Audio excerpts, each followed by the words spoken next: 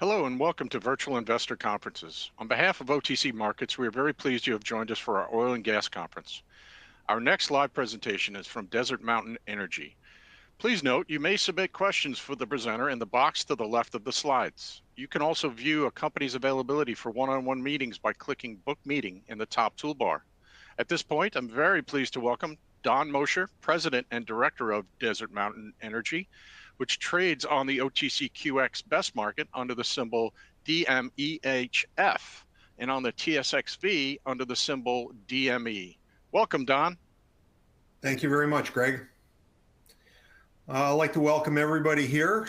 We've got a story that has been around for about 5 years. Originally, our focus was very much on helium in Arizona. Arizona's got some of the highest grade helium deposits in the world. And we really focused on it going back to when we drilled our first couple of wells in Arizona in July of 2020. I joined the company in August of 2020. The company had gone through a management change, and I was brought on board to deal with the capital markets and raise money. Our executive chairman and CEO, Robert Rolfing, is very much the technical guy, and he had spent over 25 years walking through the deserts of Arizona, looking to target different leases where he felt that they had the right combination of geological conditions to make it a very viable place to drill for high-grade helium. And then we ended up also buying a natural gas field in New Mexico in the spring of 2023 as a result of some regulatory issues that had surfaced in Arizona. And I'll go into that as we move forward. So we've got 77,000 acres just north of Roswell. We paid $2.5 million US for 188 producing natural gas wells and over 50 miles of on-surface gas collection system. In today's dollars, to develop and explore and drill that field out would probably cost you $150 to $200 million. And then in Arizona, we've got 100,000 acres of mineral leases, mostly in and around the Holbrook Basin, in the area of Winslow, Holbrook, and just south of an old producer that was called Pintadome. Pintadome produced the highest grade helium ever discovered in the world, and it actually supplied the Apollo space program with helium back in the 60s, early 70s. And then it was still in production, but their nat gas contract came up. And because helium at that time was only worth about $50 an MCF and natural gas prices had escalated, the economics didn't make any sense, and they shut down the facility and plugged the wells. So to date in Arizona, we've drilled a total of 8 wells, 5 wildcats, and we also drilled 3 offsets. And we had a field called the McCauley field that we'd actually built and had operational, the first solar-powered helium processing facility. And I'll move into that story a little further down. Right now, we're really focused on generating enough revenue from that gas that has a helium content in it in New Mexico to make us profitable and move the company forward in a growth curve. So we've put together a pretty solid team. Robert Rolfing's our executive chairman, CEO. He's been studying the helium space for over 25 years. He's located in Phoenix. I myself am Canadian, located in Vancouver. Valerie Farley, our CFO, is located in Oklahoma. Eric Witt actually moved to Roswell. He's in charge of some of our operations down there, as well as we also have a field crew that we contract. James Hayes is a engineer that we got from ConocoPhillips. He has been in charge of the plant down there. He's a mechanical engineer by trade. And we've got good support on the geology side. James Cronable is actually a professor at the University of Colorado. Our board, myself, Robert, Mike O'Shea came on board as a chair of our audit committee. He actually taught audit classes at universities and worked for a couple of very big companies like Enbridge and Gulf Canada. James Cronable's been on our board from day one. Kelly Ward was a senator in Arizona. She's actually a pediatrician. Janaea Rolfing's a VP for ConocoPhillips. She's in charge of the drilling of Permian Basin. And Weldon Stout is a retired judge out of Oklahoma. So we've got a pretty rounded board here. To say that this has been an interesting ride over the 4.5 years that I've been with the company would be an understatement. When I came on board, the company had 55 million shares outstanding, had 600,000 Canadian dollars in the bank account, and Robert had drilled 2 wells, but they hadn't been sampled. So we went through a management change in August of 2020, and that is when I joined the board and became the president of the company. When we sampled the first 2 wells, the first well came in at plus 7%, and the second well came in at plus 4%, and the stock reacted very positively and went to $2 Canadian. I got a call out of London, got offered $9 million out of Europe. Negotiated a $1.60 financing. These are Canadian dollars on the financing side, and attached a $2 warrant to it that I could force at 3.25. And in early 2021, when all the COVID money was pouring in, 0% interest rates, all the things that you're familiar with as investors that were going on in early 20 and 21, took our stock to a $430 million market cap. We traded a high of 495 Canadian. And when we drilled our well in September of 2021, it was a wildcat well that discovered the Macaulay field, but the grade was only 1.13%. Very good commercial grade, but I think the market had overblown expectations as to what we were going to get. It's not possible to continue to drill 4% and 7% wells. The stock dropped to $2. We drilled 3 more offset wells in the Macaulay field. They all averaged 3%. The stock went back to 4.25, and then in March of 22, the entire market melted down, and we weren't immune from what happened there, and we dropped dramatically, as you can see in the chart. We did do a small $6 million raise at $265 in September of 22, and then in March of 2023, I think we got lucky and got some of the last available easy money coming out into speculative stocks, and we did a $23 million institutional raise out of Toronto at $1.95, and then we ran into regulatory problems. And I'm going to skip forward to kind of explain why we dropped so far and why we've been trading here for a couple of years. So this was our field in Arizona. As you can see, the solar farm is still there, and the plant was operational, and we had 4 wells that were flowing into the plant. You can see the trenches coming into the plant that were buried. When we turned the plant on and started to produce out of the wells, the pressures dropped, and we went to the state and requested stimulation permits. Simple little stimulations, nothing like what they do in Texas with big horizontal wells. These are vertical wells. We only want to impact about a 15-foot diameter around the well. And we were using liquid nitrogen, 90 barrels of fresh water, 5 to 10,000 pounds of sand and some food grade products. And we ran into a situation where the DEQ decided that we would need to go through what was called an aquifer protection program that would cost us about $1.5 million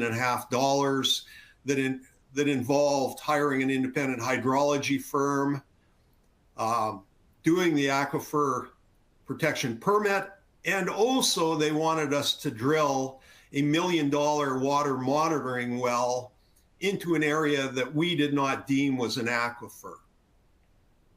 So we decided at that point in time that what we needed was legislative changes in Arizona. It would take us a couple of years to succeed with that. And we are actually now seeing some success by educating regulators and the politicians in Arizona.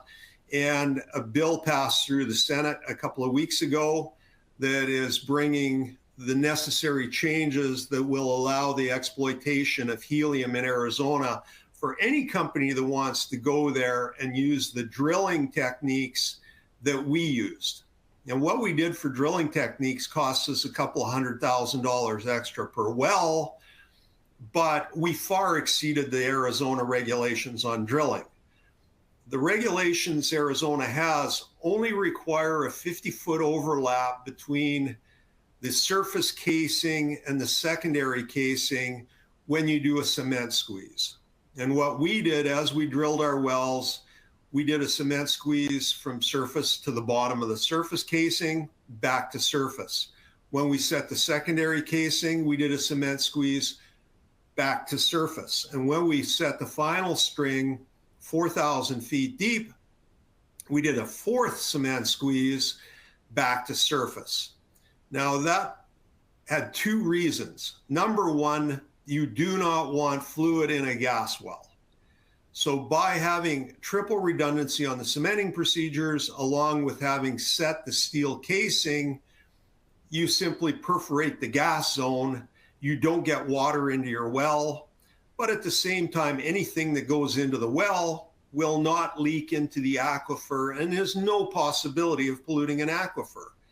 And as a result of us actually explaining and educating people as to why we should get the permits and not have to go through this long, expensive process, we're now seeing some success there. But while we were doing that and realizing it would be a 2 to 3 year program, we made the decision to buy a nat gas field in New Mexico. And we picked up our modular plant and we left the solar panels and the batteries in Arizona and moved the plant to New Mexico and modified it to run on nat gas. And now we're powering our plant with natural gas supplied by our own wells. And we are now isolating and purifying helium grades in New Mexico that run 0.5 to 1%. And this is our plant now up and operating as it was originally designed. We had a lot of problems with this plant, not only because of the modifications, but also because the company that built it embedded viruses. They installed underspecified components. We had hoses blowing up. We had faulty sensors. We had false sensors. We had sensors that weren't hooked up. This plant is fully autonomous. It runs off a computer bank that needs data from sensors to operate properly. And we have had to almost completely rebuild this plant over the last 2 years. But now it's up and operating as it was designed, and we are currently filling our first helium trailer on site. This is the lines and everything running to the modules. This is what the inside of one of these modules looks like. And it's completely autonomous. We don't need anybody on site. It can run 24/7. If there is an issue, it sends a signal out. We can send one of the field crew out there to take a look at what's going on. If you have a problem with the compressor, if you have a sensor going down, something like that, now the plant's operating 24/7 as designed. And our next step is now to go to work on increasing our volumes and therefore our revenue coming out of the field. The project itself is located right on the north side of the city of Roswell, 77,000 acres in size. We've got 50 miles of gas collection line, 188 wells. It's a gas district. Beside us is the Pecos Slope Abo field that was sold to us by a company called Solus back in 23. It was very poorly maintained. Part of the story with helium has been bad natural gas prices. Because of the flood of nat gas that came out of the Permian Basin, it depressed the natural gas prices. Now, no helium comes out of the shales. It all comes out of these old traditional fields. And this field was originally drilled out by T. Boone Pickens back in the early 80s. But after that, the price of natural gas dropped so dramatically that the operators quit putting any maintenance into the fields. They weren't even pigging the lines. You ended up with lines full of fluid. They weren't doing workovers on the wells. They weren't even dropping in emulsification and soap sticks into the wells. So as a result of it, when we bought the field for $2.5 million US, we felt that this asset still had a lot of gas in the field. And we felt that if we went in there and did the proper maintenance, we would see a return to production that maybe was not quite up to when it was originally drilled, but we could get a lot of gas out of this field. We could run it economically and we could make money with it. And when we bought the field, it was doing 100,000 cubic feet a day.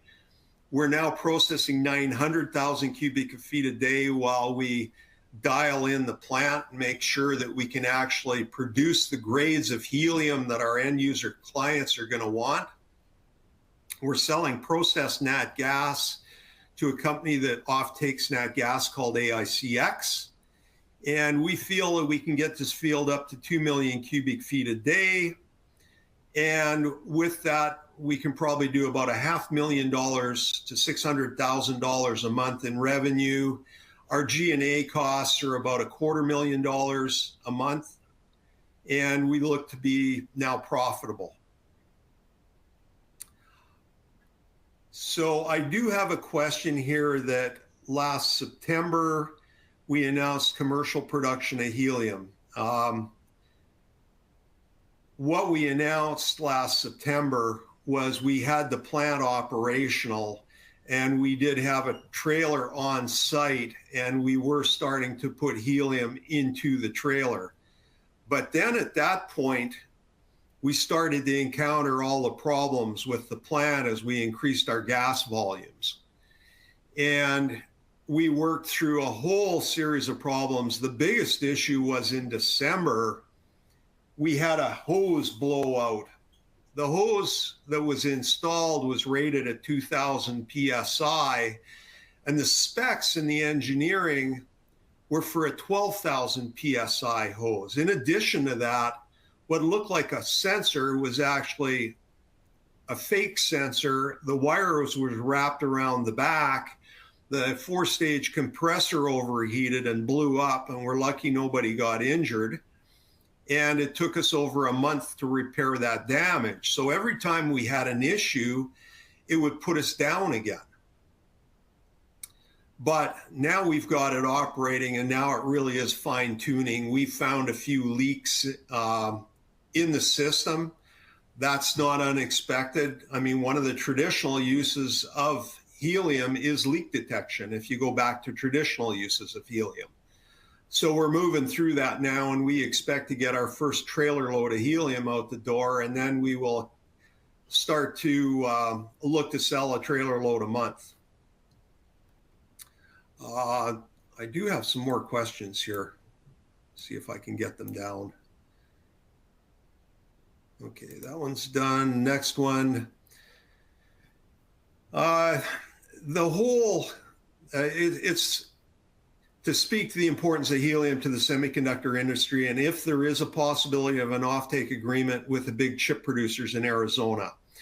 This whole regulatory issue that we've been going through in Arizona, we've had support from the High Tech Council in Arizona. So TSMC, for example, is building a $43 billion plant on the north side of Phoenix on Highway 301. You can't help but see it when you drive north. And it's the support of the TSMCs, the Intels, the Raytheons, the Boeings, the people that are a member of that association, talking to the government officials and saying that we have a helium resource in Arizona. It needs to be exploited, and it needs to be a supply source for all these industries that are coming to Arizona and looking to operate there. And they can't depend on what's currently out there. They need to be looking for new sources of helium. So we're very grateful for them speaking up in our support and moving forward on that. If you take a look at what the applications were for helium going back 20 years, it was welding gas, it was diving, it was leak detection. But over the last 20 years, MRIs, for example, have become one of the biggest users of helium as a coolant. Helium has a couple of unique properties. It's completely inert. So if you want an environment that you can be very confident will not react with some sort of a contaminant, building fiber optics, for example, or launching a SpaceX rocket, you can purge an environment with helium and it will not react with anything that you put into that environment. Another unique property of helium, it's got the lowest boiling point of any element in the periodic table. So it's a supercoolant. And it is used for cooling down the data centers, these nuclear module facilities that are planning on building. So anything that needs MRIs, when you get into an MRI and you hear the magnets starting to spin, there's a helium coolant in there that comes to a boil. And you do lose some of the helium while the MRI is in use, and you can't recover this stuff. Like a SpaceX heavy launch rocket uses about $20 million worth of helium. And if they scrub a launch, they lose the helium. So it is very important to the modern civilization that we are growing accustomed to here. The big milestones that we have coming into 2025 are to turn a profit in New Mexico with our nat gas field. And the other real milestone we have is going back to Arizona and resuming our exploration and development of our helium assets in Arizona. And part of the reason this legislation is so important, not just to us, but any potential partners that may want to come into our fields and participate with us, whether it's building plants or looking at geological hydrogen that we also have in our helium fields. In order to make those companies comfortable, they need to know that if you have problems with your wells, you can work your wells. You can apply for stimulation permits, and a $50,000 stimulation does not cost you $1.5 million to maybe get a permit to move forward on it. I've got a question here. If the legislation passes in Arizona, is the return to the state guaranteed? Will you focus on high-grade helium? Absolutely. I mean, that was our primary focus before we ran into these issues. And it wasn't that we didn't consult with the regulators in Arizona prior to this happening. The problem is the regulations are up for interpretation. And if you get an administrator in charge of a regulatory body, if you get a change at that position, the previous administrator says, no, not a problem, we'll give you the permits. And the new administrator comes in and he interprets the regulations differently, you now have a roadblock in your way moving forward. And that's what happened to us in Arizona. And we realized that in order to ensure that money we were spending, shareholder money we were spending in Arizona, was well spent, we had to ensure that we had those legislative changes not only on the table, but passed through the House and the Senate, and that we could ensure to our shareholders and any potential partners coming in there that we could do workovers on our wells as needed. And with that, you can go in and you can continue to explore and drill more wells and decide where you want to put your plant facilities. And now you can develop a budget around your drilling programs and what kind of budget you need to actually build plants.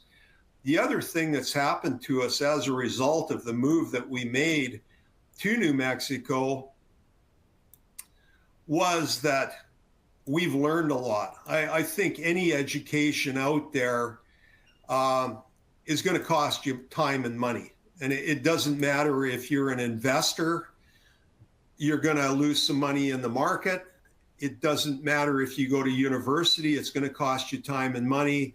And for a small company like us to get into a complicated space like helium, to design and have your own plant build and not go to one of the processing companies, the big companies like the Air Liquides and Messrs out there, and you want to have a vertically integrated business model, you need to go through that learning curve. And it cost us and our shareholders a lot of money.